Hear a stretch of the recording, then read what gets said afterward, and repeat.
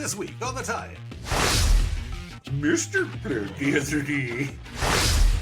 They did DuckTales and Mega Man 2. They did DuckTales and Mega Man 2 for us.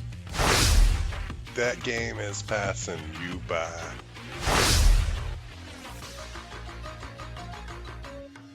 Hello, and welcome to another mini episode of the TieIns. I'm Johnny. I am Cartel. I'm Mike. And this week,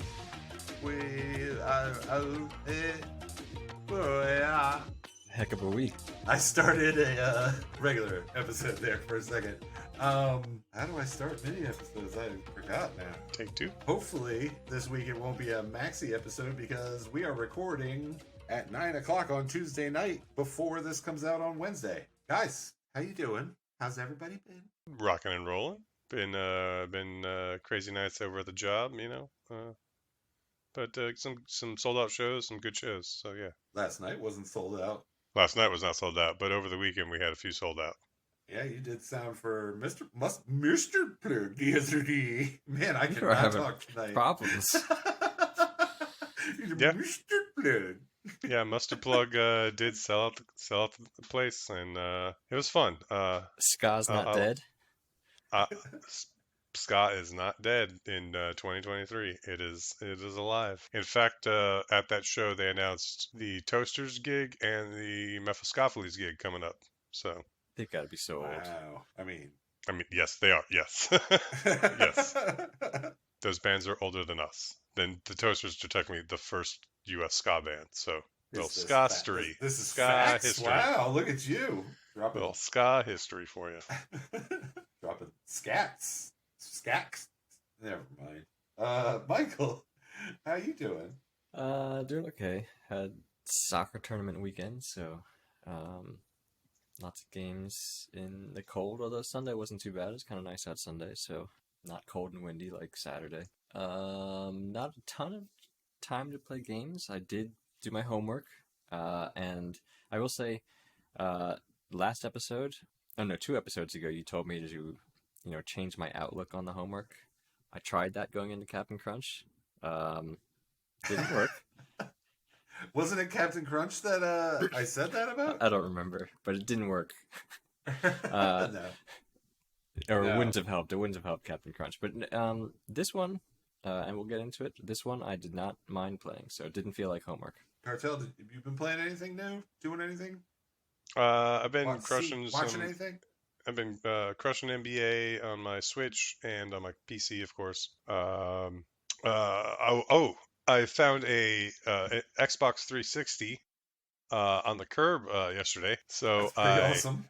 I did hook that up today, and actually I hooked it up last night. But I hooked up today, downloaded my profile, and snagged a few games that I haven't been able to play because they're not available on the the Xbox One crossplay. So I snagged the Turtles in Time Reshelled, and actually when we finished this afternoon playing we were playing Predator, and I was making dinner, instead of making dinner right away, I did two rounds of Turtles in that one, and actually picked up on my old save.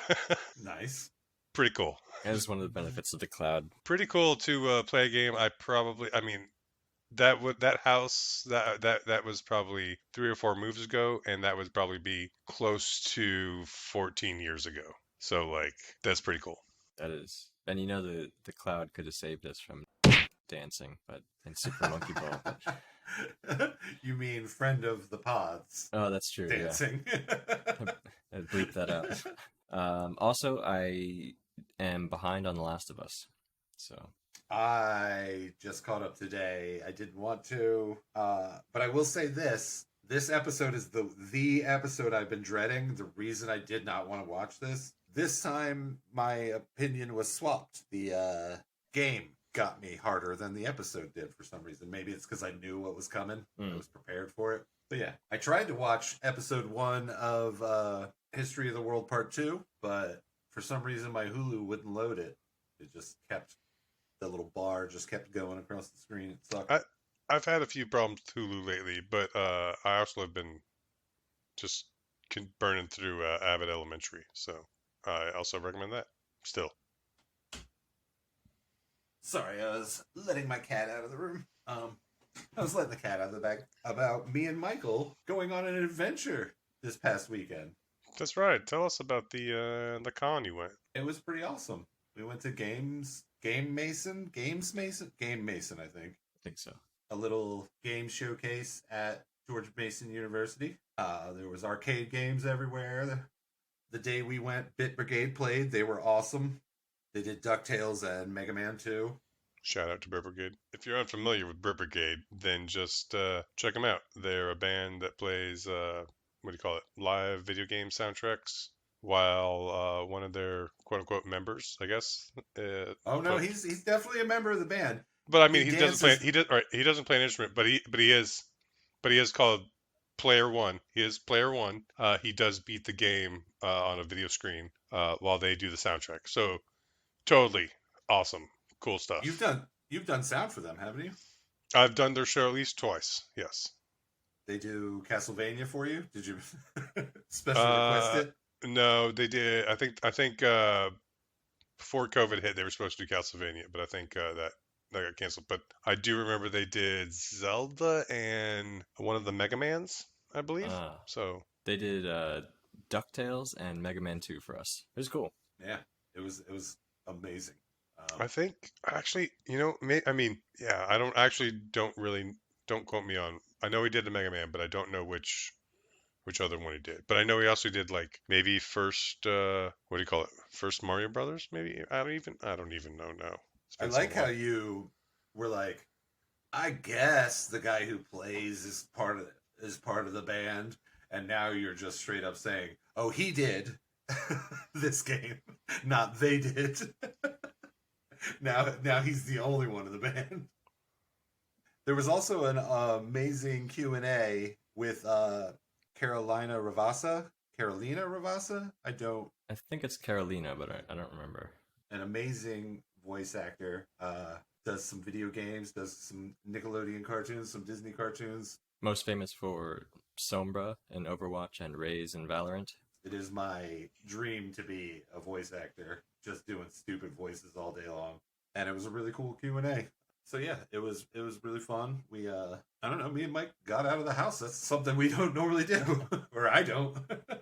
I thought it was good too that it was most of the game design students from the university, I would say, plus some of their friends, I guess. And the questions at the Q&A I thought were pretty mature and like came from people who were either like, serious about game design or serious about getting into the industry at some point. So I thought that was good. It boded well for like the future game designers of the world. Passing the torch is going to be okay, yeah? Yeah. Kids are okay?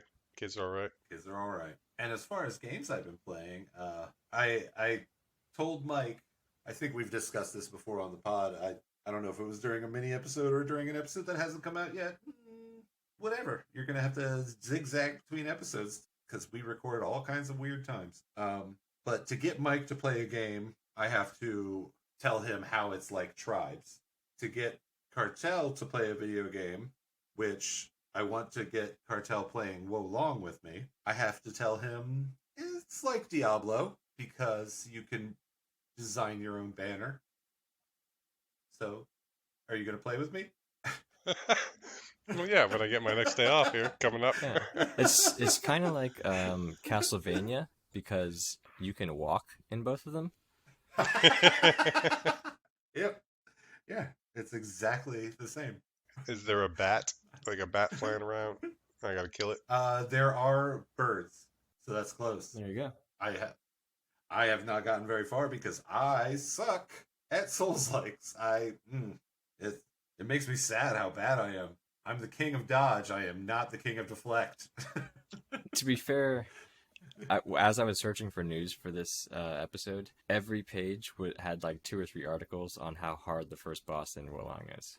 Yeah, the only review I listened to, Jake Baldino from GameRanks, said the first boss was ridiculously hard, kind of like a introduction. This is what you have to deal with kind of thing. Let me tell you, I was not ready for the boss to have 2 forms. I finally beat the first form, and I was like, yes! And then, no, not even close. I was like halfway through the fight. That happens in Slay the Spire as well. And to make matters worse, if you hit pause on that because it's the first level. It says recommended level 1, and I was like level 16, 18, and getting my ass kicked. It was some sad stuff. So that's what we've been up to. You guys want to get into the game that I told Mike was kind of like Tribes in Movement? This week's game passing you by. Game passing me by, yeah. Oh no, I forgot to ask you guys the question before we get into the game passing you by. How about a little bit of getting to know your hosts?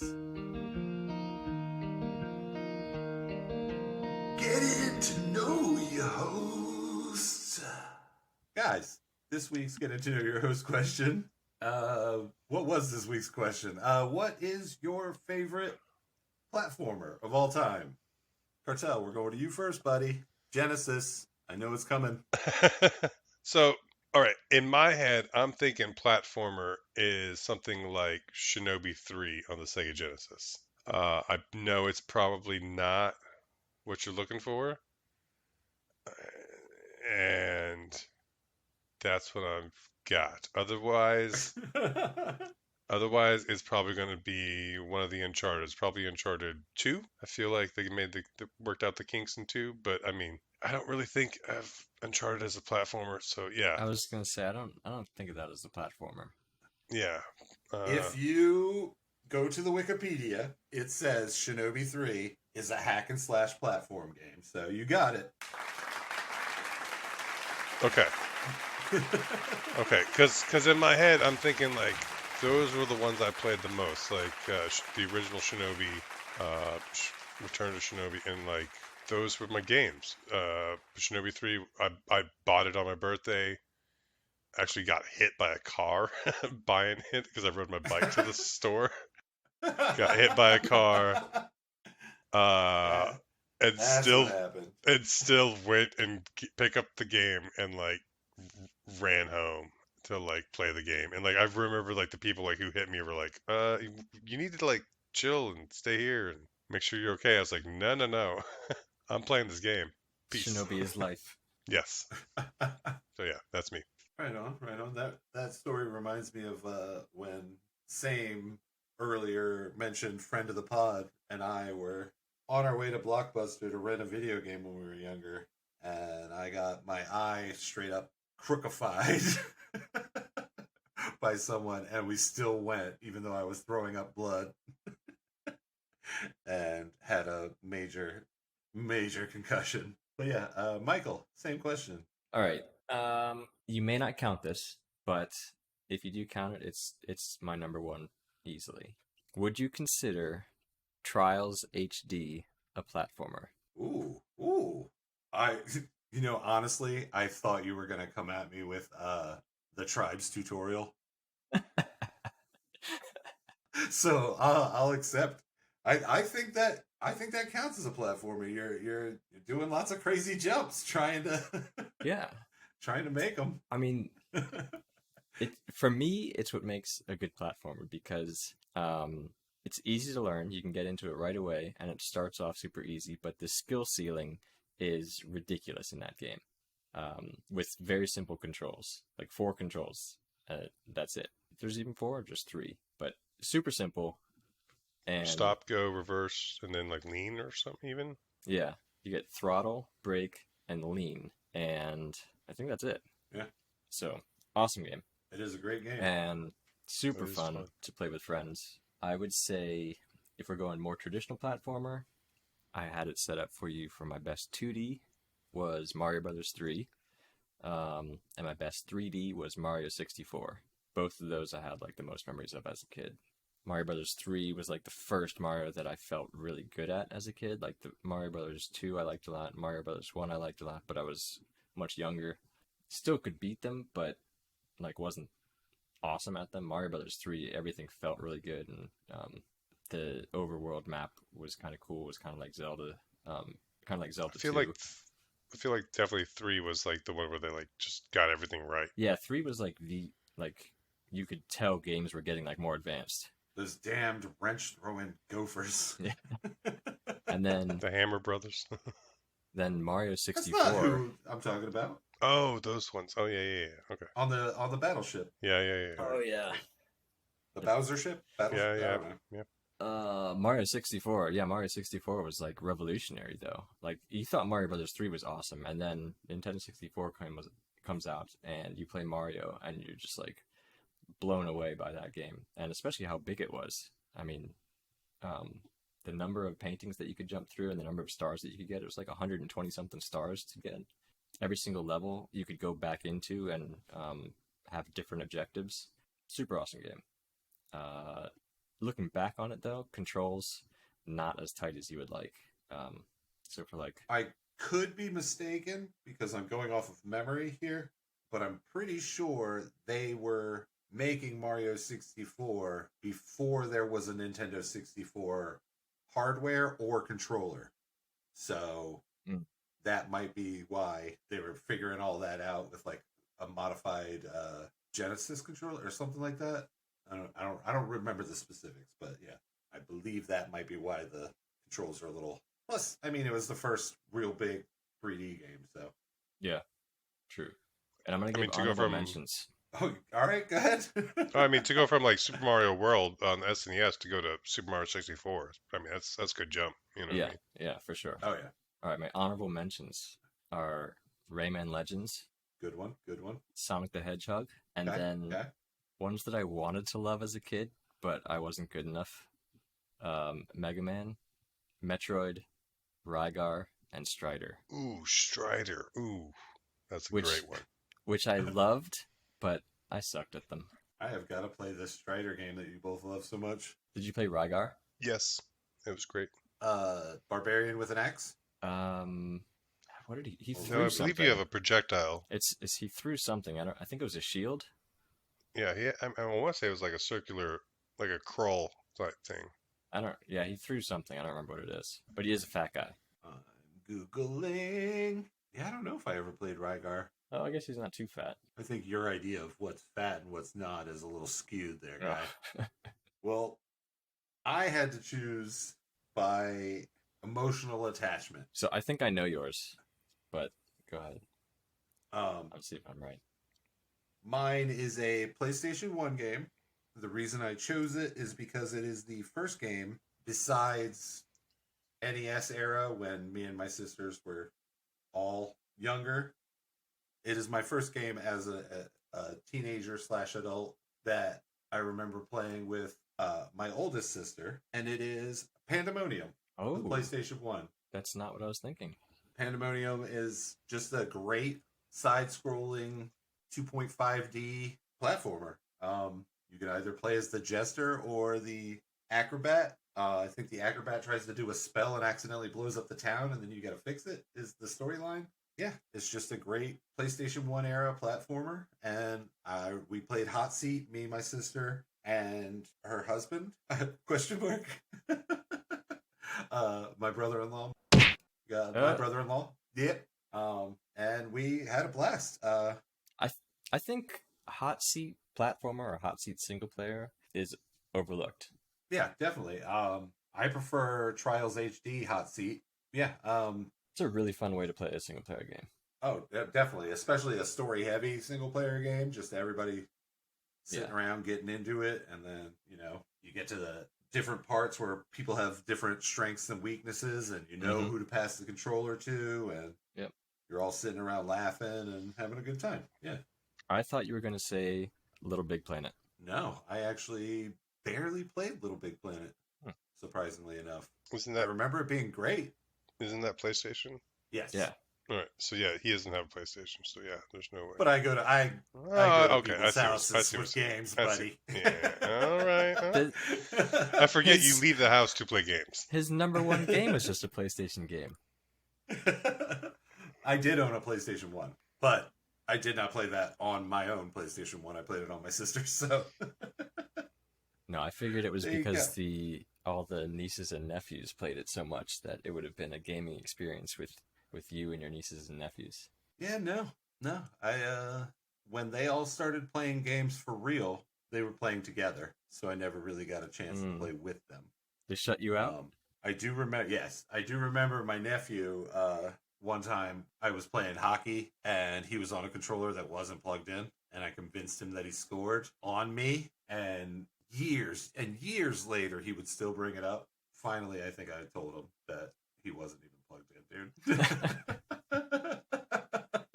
You can't have mercy on them. You can't go easy. You can't let them think they won.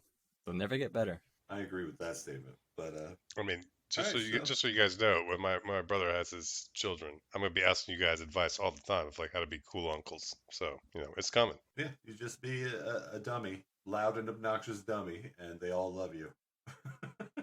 That's my advice. Check. All right, and that was this week's Getting to Know Your Host. Let's hop into this week's game passing you by. That game is passing you by. This week's game passing you by The game is Is- passing you by. Shadow Warrior 3.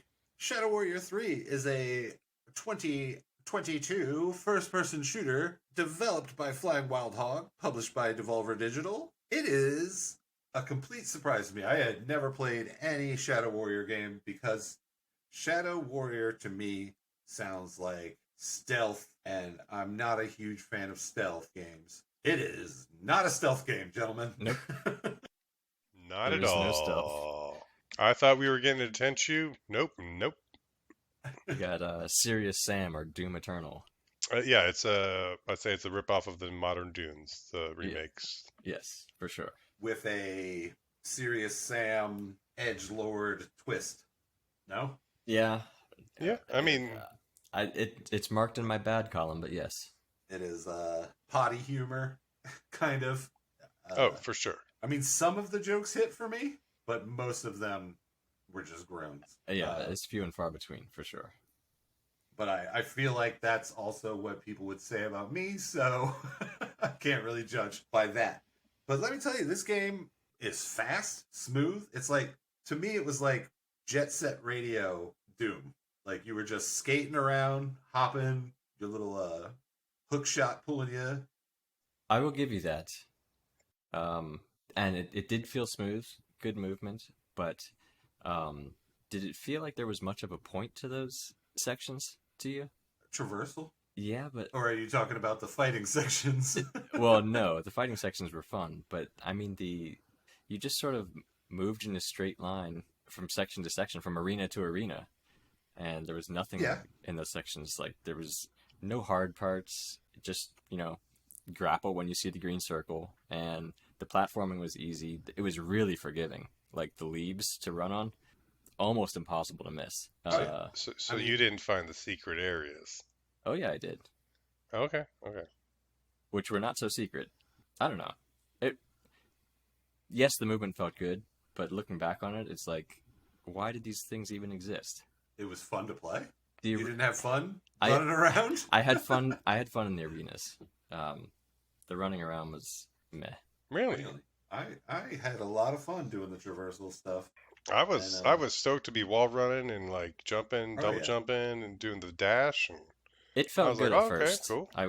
It did feel good at first, but it was, I don't know. Once you got the swing of things, like, I played all the way through the thing, which I did like because it was kind of a short game, just like short and sweet. Yeah. It was fun, didn't overstay its welcome, and good for what it is. But I mean, I don't know. By the end, like, the linear segments just felt like repetitive to me.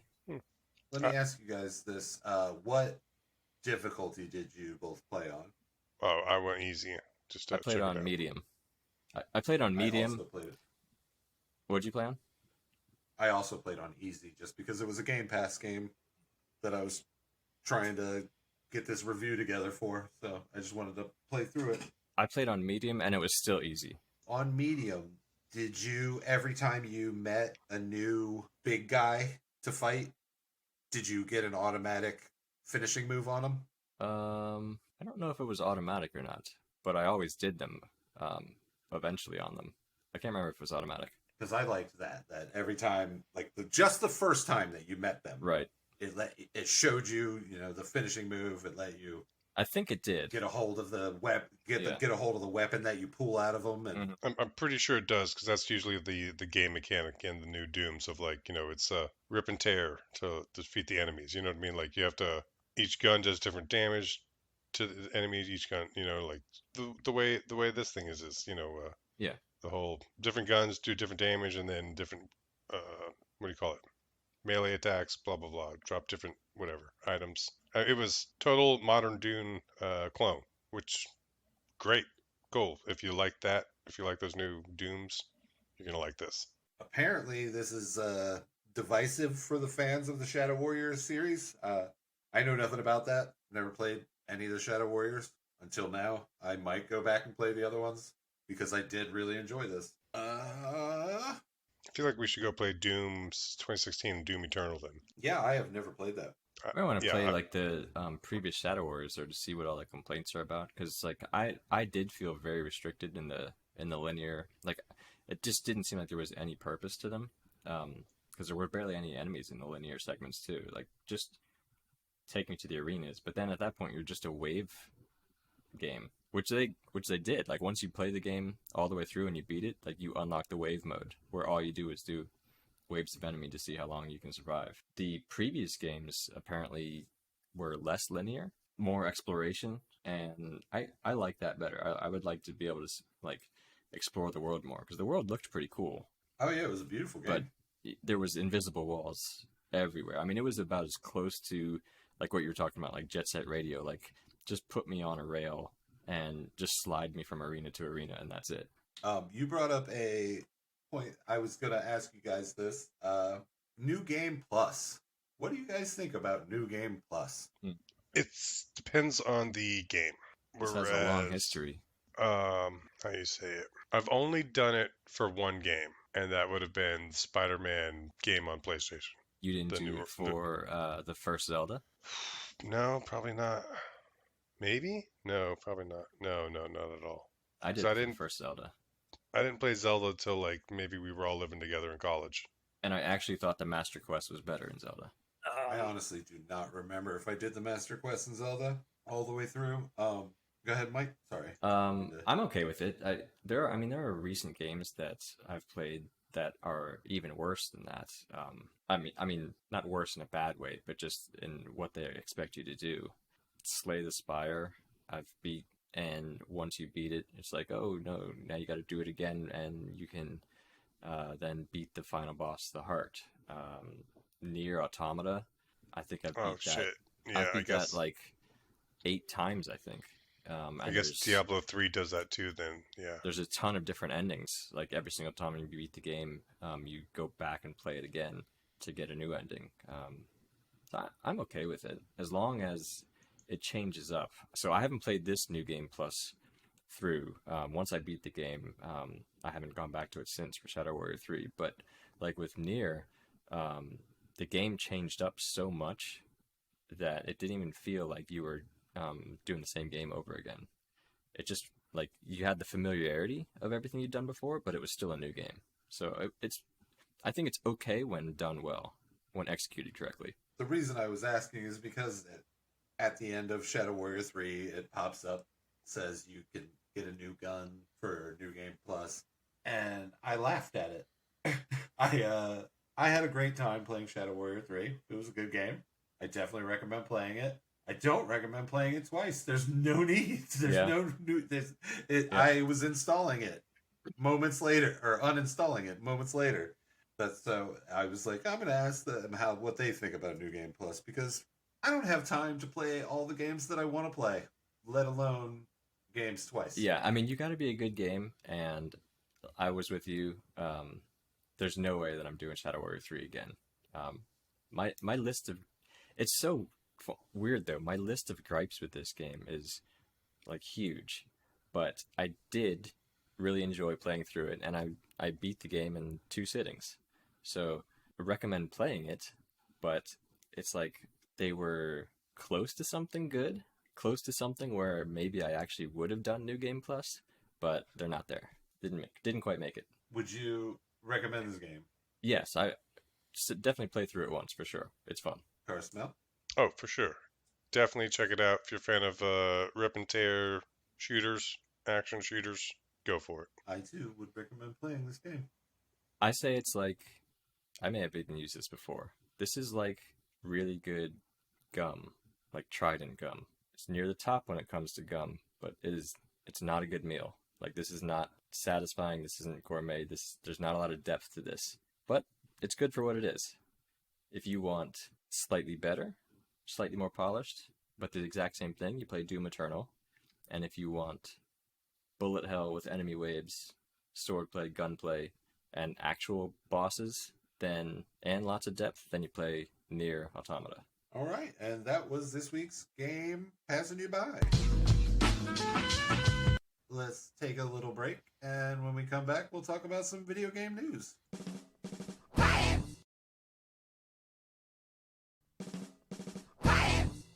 And we're back. Gentlemen, who wants to start this week's news round robin? I've got a little fun little one. Let me copy this one, and where's our little chat log? Going into general. Here we go. Oh man, you're always sending stuff, making me put links in the episode descriptions. No. This is just so you guys can follow along and see the image. Oh no. Sega and the media. A pro wrestler knocked out with a Sega Dreamcast. So, pro wrestling fans who were watching Impact Wrestling's No Surrender event back in a few weeks ago, maybe 2 weeks ago, between Joe Hendry and Quinn Moose Ojinaka, they pulled out all the stops, and they were using unlikely objects as weapons, and apparently a Sega Dreamcast was used. Why would you do that to a Dreamcast? I like the Dreamcast. One of the greatest systems ever. I really like the Dreamcast. Yeah. That makes me so sad. It's not a fun little one. It's a sad story you're telling me. So yeah, gaming news in pro wrestling. You really brought me down. You ruined my night there, buddy. Michael, you want to go next? Let's see. So, speaking of tribes movement, which, by the way, you lied. I mean, it was smooth. Like, at moments it felt like you were skiing down a hill.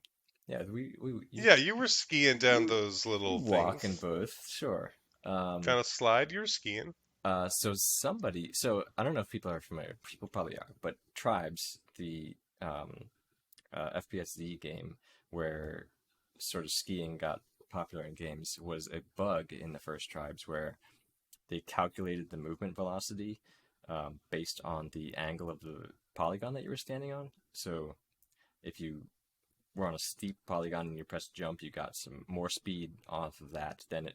Am I going to have to bust out Michael's coding corner? Maybe it's just impromptu. That's right! It's time for Michael's coding corner! Versus like a flat surface with no slope to it. If you jumped on it, you didn't gain much speed from that. But what they messed up was that it compounded on itself. So if you jumped over and over and over again on a steep slope, you just built up speed. And then people added in scripts where like you just hold down your space bar, it just jumped as fast as possible, and so you'd slide down the hill and gain speed, and then you'd ramp up the other side. So that was a bug.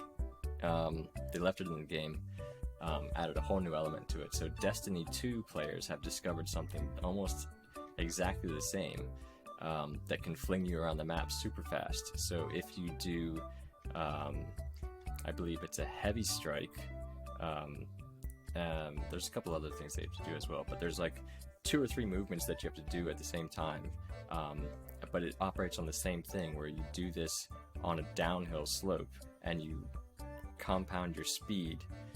It's a combination, here it is, of heavy attack, dive, and jump on any decline, and you just build up super high speeds and you basically ski around the Destiny maps. So thought that was pretty cool. I don't know if it's going to get patched out or not, but currently the new ability, the strand ability, the strand dive, is the key to that. So you do a heavy attack, strand dive, and then jump, and you can just shoot around the map. It looks pretty cool, and that one does almost look like tribe skiing. Right on, I hadn't heard that. So haven't seen if it's going to get patched out yet. And then my last one is for Cartel. Oh, you're just unloading on us? Oh, you want to go around twice? I Okay. thought we were just going to go around. Okay, here. let's go around then. I'm going to save it then. All right. I, of course, am over-prepared. Blumhouse, the horror movie company, is Oh, you bastard. starting a gaming division. I'm sorry. Ghostbusters fans can now download a interactive Vigo the Carpathian screensaver deal. That's pretty cool. And there is a new phone Doom coming out. Mighty Doom, top-down mobile game shooter. So that looks pretty good. All right, that was 3 real quick ones. Cartel, do you have another one?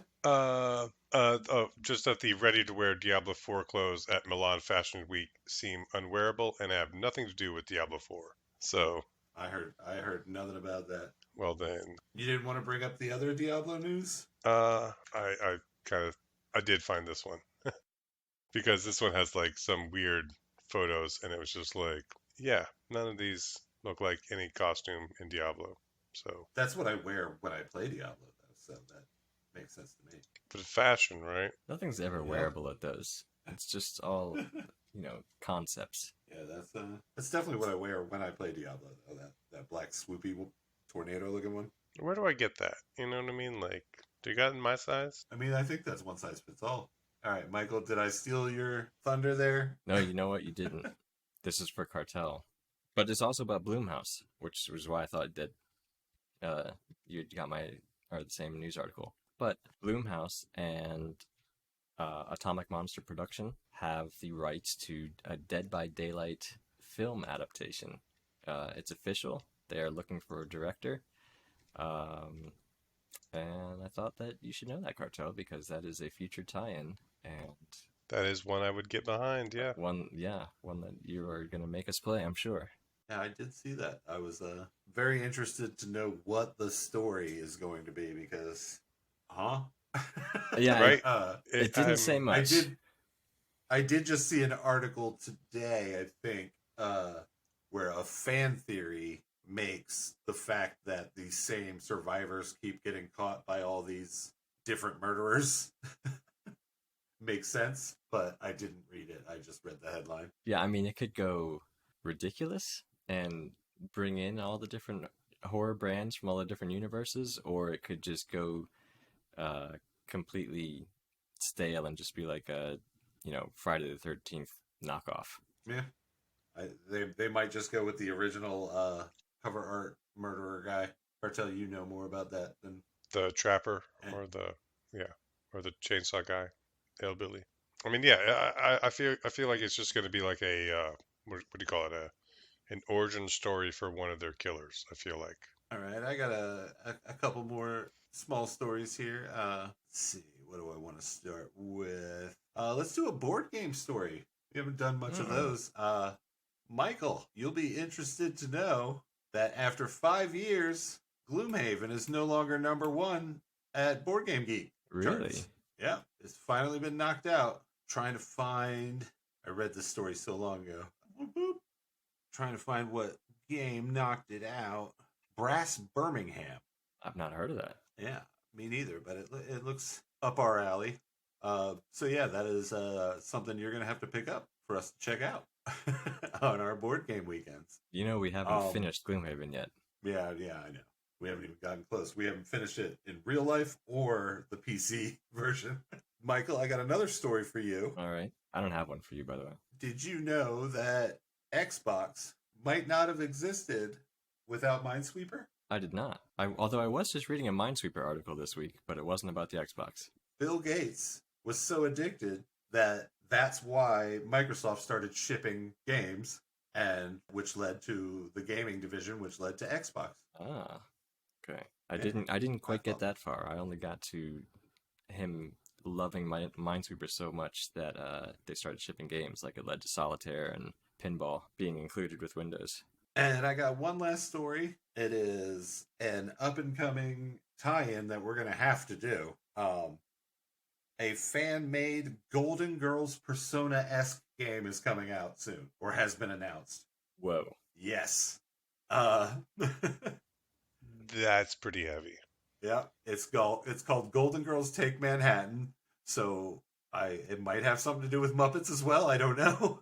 Now, I guess we'll get into it in the episode, but you better be thinking about who your favorite Golden Girl is. I already have mine. Oh man, I know mine. all right, we'll hold off on that. All right, that was all the news I have this week.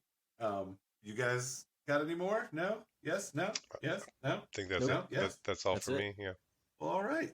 This might actually be our first actual mini episode, which I thank you for because I have to edit this right now. We are the Tie-ins, the Mighty Mighty Tie-ins. I don't know why the Tony the Tiger song popped into my head. Oh, man. It's going to be a long night for me. I'm Johnny, I'm Cartel. I'm Mike. and we just wasted your time. Follow us at the Tie-ins on all social media. Join our Discord, the link to which can be found on all said social media. Join our Patreon at patreon.com/TheTie-ins. And please remember to subscribe and leave us a 5-star review on your favorite podcast platform. It helps connect us to more listeners like you. Well, not like you. Better, cooler listeners.